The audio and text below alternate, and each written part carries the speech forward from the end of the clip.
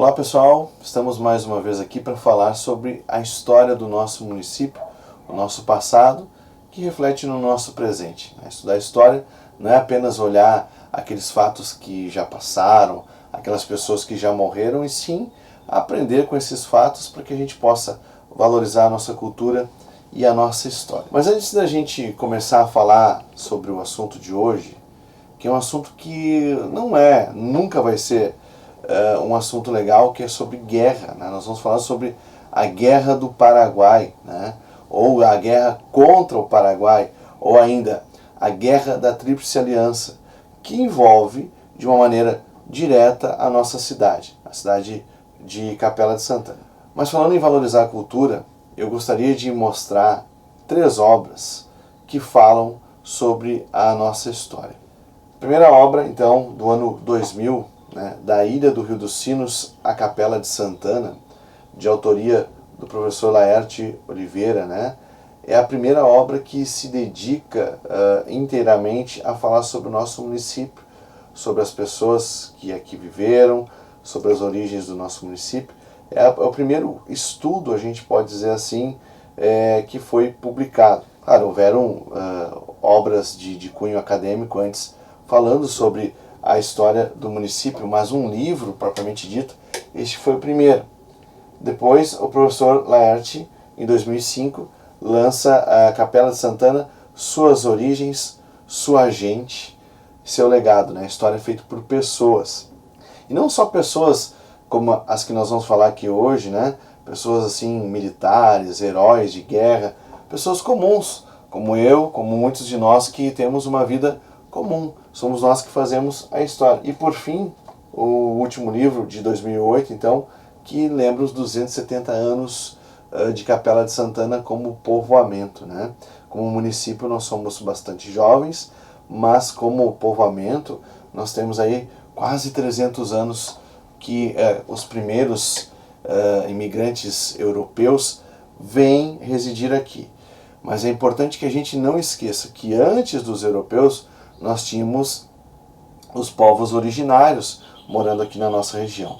Quando a gente fala em povoamento europeu, a gente está falando de povos que registraram essa presença. Os povos originários que moravam aqui tinham como característica, como de maneira geral todos os povos originários do Brasil, serem ágrafos, ou seja, eles não tinham um código de escrita para registrar os seus acontecimentos, o seu dia a dia. O que a gente sabe desses povos, a gente encontra em vestígios arqueológicos ou então de viajantes que por aqui passaram. Essas 3 obras do professor Laerte são obras fundamentais para quem quer aprender sobre a história de Capela. O professor Laerte, sem dúvida nenhuma, o maior historiador do nosso município de todos os tempos. Antes deles, eu gostaria de destacar o padre que fez as visitas, que fez o mapeamento das fazendas, que foi o padre Thomas Clark. A gente pode dizer que ele foi um historiador também, porque ele dá os primeiros registros da história. Mas quem catalogou, quem foi atrás das pessoas, quem foi registrando tudo isso e publicando em livros, sem dúvida nenhuma, é o professor Laerte Oliveira, que é o nosso grande historiador. E nas obras do professor Laerte, a gente pode falar sobre um fato que ele destaca no seu primeiro livro, que é o que nós vamos comentar agora.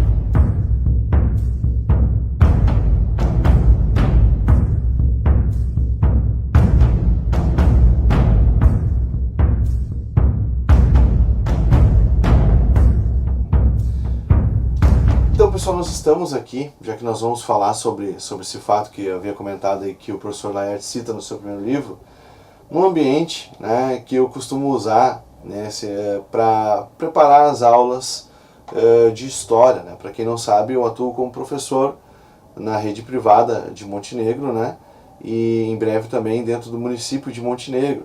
Então a gente precisa preparar as aulas principalmente para o Fundamental 2, assim, que é o 6º até o 9º ano.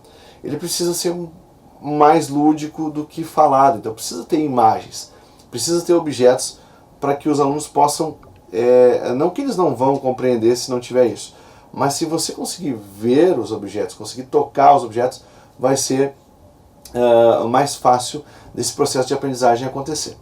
Então nesse ambiente aqui a gente está vendo 4 bandeiras, elas não estão desfraldadas, né? Mas elas representam 4 nações que foram importantes na Guerra do Paraguai, né? E nós temos aqui a figura, né, uma figura humana que representa um militar, um general dessa época da Guerra do Paraguai, né? O uniforme de guerra do Brasil ele era azul escuro, né, com branco e detalhes vermelhos. Hoje é bem diferente, né? E a gente espera que o Brasil tão prontamente não entre numa guerra. Então a gente tem a presença, né, que a gente viu muito aí na última Copa do Mundo, da bandeira da Argentina, do Uruguai, a bandeira do Brasil, né, que é a bandeira imperial, né? Essa bandeira depois ela inspira a nossa bandeira atual, e claro, a bandeira do Paraguai, que tem como característica, né, depois você pode até procurar na internet, a bandeira do Paraguai é a única bandeira do mundo que tem 2 lados, né? Ou seja, ela tem um lado que tem um brasão e do outro lado ela tem um outro brasão diferente desse que a gente está vendo aqui, que fala República do Paraguai. Bom, então nós vamos nos ater então a Santana do Rio dos Sinos, que era o nome da nossa cidade, da nossa paróquia, né? Cabe lembrar que hoje quando a gente fala em paróquia, a gente está falando sobre jurisdição eclesiástica, né? O que é uma paróquia hoje? É um lugar onde acontecem os ritos católicos. Mas nessa época a paróquia também ela respondia por uma jurisdição civil, né? Era onde as leis aconteciam e onde elas eram aplicadas. Nós temos uma outra obra que eu quero mostrar. Esta não é de um historiador capelense, mas ela é importante para a gente compreender sobre a Guerra do Paraguai, que é esta obra aqui, que se você puder ler, puder pesquisar sobre ela, você vai compreender ainda mais sobre a Guerra do Paraguai, né? A Maldita Guerra, né? Do Francisco Doracciotto, né? Que fala sobre a Guerra do Paraguai. O que foi essa Guerra do Paraguai? E nós já vamos entrar em Santana do Rio dos Sinos. Bom, o Paraguai, junto com a Bolívia, é a única nação da América do Sul que tem uma característica peculiar. Tanto a Bolívia como o Paraguai, eles não têm mar, eles não têm saída para o mar. Se você for olhar no mapa da América do Sul, todos os países, com exceção do Paraguai e da Bolívia, têm praia, têm saída para o mar, né? E essa saída para o mar era, e ainda continua sendo, né, mas nesta época que a navegação era uma forma fundamental de transporte e de envio de alimentos e de mantimentos e de armamentos, enfim, era fundamental que você tivesse uma saída para o mar. O Paraguai não tem essa saída para o mar. Mas o problema não começa com isso. Começa lá no Uruguai, né, quando nós tínhamos 2 partidos políticos, os blancos e os colorados, né? Os blancos eram o partido que estavam dentro da Constituição, e os colorados era o partido que era a oposição naquele momento. E os colorados, eles recebiam o apoio do governo brasileiro, né? Porque esta região que nós vamos ver depois, da Bacia do Prata, da saída ali de Montevidéu e de Buenos Aires, era uma saída bastante importante, inclusive para o Brasil. Quando o presidente paraguaio passa a ser o Solano Lopes, no lugar do seu pai falecido, Carlos Lopes, o Paraguai começa a sofrer um processo de isolamento, né? O Paraguai, por si só, é um país isolado devido à sua geografia.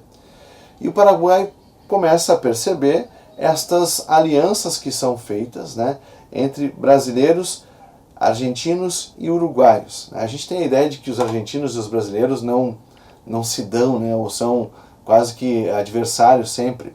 Na verdade, isso está muito mais ligado ao futebol, porque na política, em questões geoeconômicas e geopolíticas, Brasil e Argentina geralmente falam a mesma língua, em que pese que um fala espanhol e o outro fala português. Mas no sentido de acordos e de quererem as mesmas coisas, o Brasil e a Argentina acabam falando a mesma língua. Bom, o Paraguai, em dado momento da sua história, vai então dizer para o Brasil que se o Brasil fizer esta aliança com o Uruguai, o Paraguai vai invadir o Brasil. Inclusive o presidente do Paraguai, o Solano Lopes, acaba enviando uma carta ao Dom Pedro II, que é o imperador na época, dizendo, olha, se vocês tiverem esse acordo com o Uruguai, nós vamos invadir o Brasil. Recentemente a Globo mostrou aí uma novela chamada Nos Tempos do Imperador, que mostra essa cena, né? O Dom Pedro II e o Solano Lopes, né?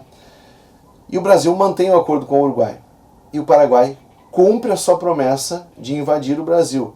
Invade o Brasil, então, pela região do Mato Grosso, né? Que é uma região que o próprio Paraguai reivindicava ser da sua posse, né? Aqui nós temos alguns elementos, né? Alguns soldadinhos da Argentina, né? Que depois a gente vai ver mais perto, né? Do Paraguai, né? E também do Império Brasileiro, né? Aqui porque foi feito por um artista brasileiro, ele acabou colocando o brasileiro na cavalaria. E a cavalaria vai ser importante para nós entendermos Santana do Rio dos Sinos nesse contexto.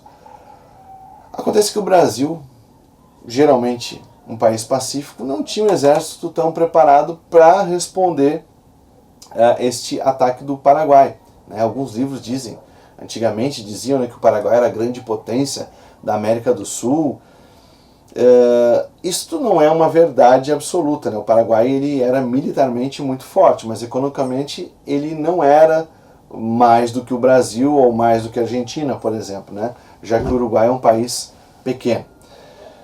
O Brasil, então, vai responder este ataque do Paraguai unindo-se, firmando um acordo, então, com a Argentina e com o Uruguai contra o Paraguai. Então, é a tríplice aliança, Brasil, Argentina e Uruguai contra o Paraguai, né? O Paraguai leva uma vantagem no início, né, porque alguns terrenos do Paraguai são encharcados, El Chaco, como chamam, né? Tem até um estádio em Assunção chamado Defensores del Chaco, né, que remete a esta guerra, né? O Chaco, então, é como se a gente fosse usar o exemplo aqui, seria um terreno bastante úmido, né? Com bastante lodo, ou seja, imagine você numa guerra sem a devida preparação e ainda ter que lutar num terreno que não te favorecesse. O Brasil responde então à guerra do Paraguai, né, e precisa se organizar. E aí que vem, pessoal, o nosso rincão como algo importante. Esse documento que vocês vão ver aqui agora é um mapa de 1850. Lá embaixo na legenda, vocês conseguem perceber que ele está legendado em alemão, portanto é um mapa alemão. E se a gente notar, deixa eu ver se eu consigo localizar por aqui, nós vamos ter a presença, aqui no meu dedo, aqui bem acima, de Santana, que está justamente entre o Rio dos Sinos e o Rio Caí, né? Por isso que o professor Laerte dizia, com propriedade, isso é um fato, que aqui era a ilha do Rio dos Sinos, porque era o único local habitado entre o Rio dos Sinos e o Rio Caí. Uma ressalva, tá, pessoal? Para lidar com um documento tão antigo como esse aqui tem 170 anos, mais ou menos, 172 anos, ou quase isso, eu deveria estar usando luvas cirúrgicas e também uma máscara para que eu não pudesse eu contaminar o mapa, né? Por quê? Porque quando a gente manuseia algo tão antigo assim, quando a gente tem a oportunidade de fazer um estágio no museu, como foi o meu caso, documentos antigos assim a gente não pode manusear, porque mesmo que a gente não perceba, a nossa pele ela é oleosa, então ela pode contaminar o documento. Como é um documento que praticamente só eu acabo manejando, não tem maiores problemas. Mas o que eu quero dizer com isso é que em 1850 já era mapeado a nossa cidade, né? Já constava no mapa Santana do Rio dos Sinos. Isto é de suma importância. Por quê? Porque alguns lugares, como por exemplo Montenegro, que é a nossa cidade vizinha, não está mapeado aqui. E Santana do Rio dos Sinos está mapeado. Ou seja, era um lugar importante. E é aqui nesse lugar que é criado então o Corpo Provisório de Cavalaria, o 11º Corpo Provisório de Cavalaria, onde então embarcam em alguns episódios. O primeiro episódio é no dia 12 de dezembro de 1865, cerca de 200 homens aqui da nossa região para lutarem a favor do Brasil na Guerra do Paraguai. Dentre esses homens, nós vamos ter destacado o coronel Orestes Lucas, né, que acaba sendo atingido por uma bala no peito na Batalha de Curupaiti, e devido a esse fato, depois de algum tempo, ele é salvo por um companheiro de guerra, ele acaba falecendo e está sepultado no nosso cemitério católico. Se eu não me engano, é a sepultura número 58 ou 57, não vou lembrar agora de cabeça, depois a gente até pode informar com maior propriedade. Bem na frente do cemitério católico, na avenida que ele mesmo dá o nome. É muita coisa para a gente dizer, é muita história para a gente contar, como o próprio programa diz, mas o que tem que ficar para nós hoje é que o nosso lugar aqui, há quase 200 anos, já constava no mapa, e daqui saíram incursões para lutar a favor do Brasil. A gente precisa saber disso, a gente precisa valorizar isso, a gente precisa ter consciência da importância do nosso lugar dentro, não só do território rio-grandense, mas do território brasileiro, né? É claro que uma guerra é um episódio que ninguém gosta de falar, né? Ou melhor dizendo, ninguém gosta de participar, né? Nós estamos vivenciando uma guerra atualmente entre os russos e os ucranianos, né? Quando você vê Kiev arrasada, você percebe o quanto uma guerra pode ser cruel, e essa guerra foi cruel com todos, com o Uruguai, com a Argentina, que se retiram da guerra antes, mas principalmente com o Brasil e ainda mais com o Paraguai, né, que acaba se tornando o país mais pobre e mais economicamente atrasado da América do Sul. Vejam, de praticamente uma, não vamos dizer potência, mas um país que tinha um futuro brilhante pela frente, ele acaba se tornando um dos países mais atrasados. No contexto da guerra, no contexto da história, a gente não pode dizer assim, isso foi errado, isso foi certo, porque há um contexto que acontece. Imagine, se o Brasil é invadido, ele precisa, nesse contexto histórico, responder.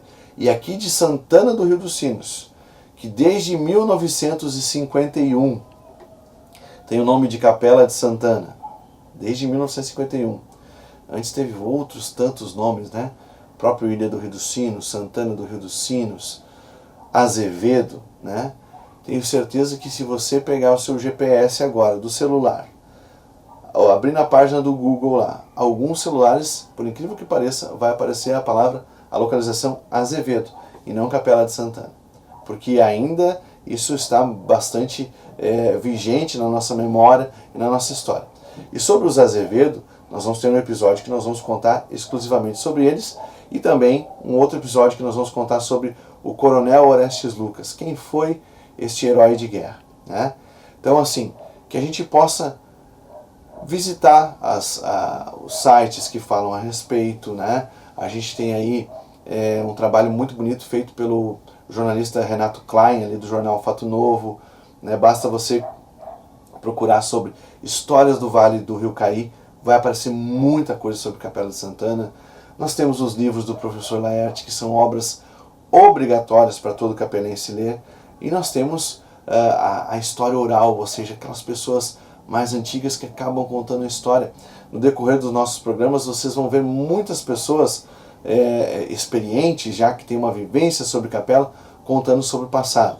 Por isso, uma vez mais, é importante a gente conhecer a nossa história, valorizá-la, e aí sim a gente poder amar ainda mais o nosso rincão, que tem muita coisa bonita que aconteceu, muita coisa marcada através do sangue, como a guerra, mas muita coisa interessante que a gente precisa passar para as novas gerações. Até o próximo programa. Visando a divulgação de conteúdo cultural, artístico e histórico, a TV Progresso traz a você notícias de Capela de Santana e região, com produção independente e sem vínculos políticos ou governamentais. Estamos comprometidos em disponibilizar uma programação com entretenimento e muita qualidade. TV Progresso conta com os seguintes apoiadores: Logger Tecnologia, Amor Animal, Boutique e Pet Shop. Infância e Tal. Ginásio Rota 66. Filon, pra quem vive a real. Quality of Life, Silva Colchões, Essência Soluções Ambientais e Concepto Capela de Santana.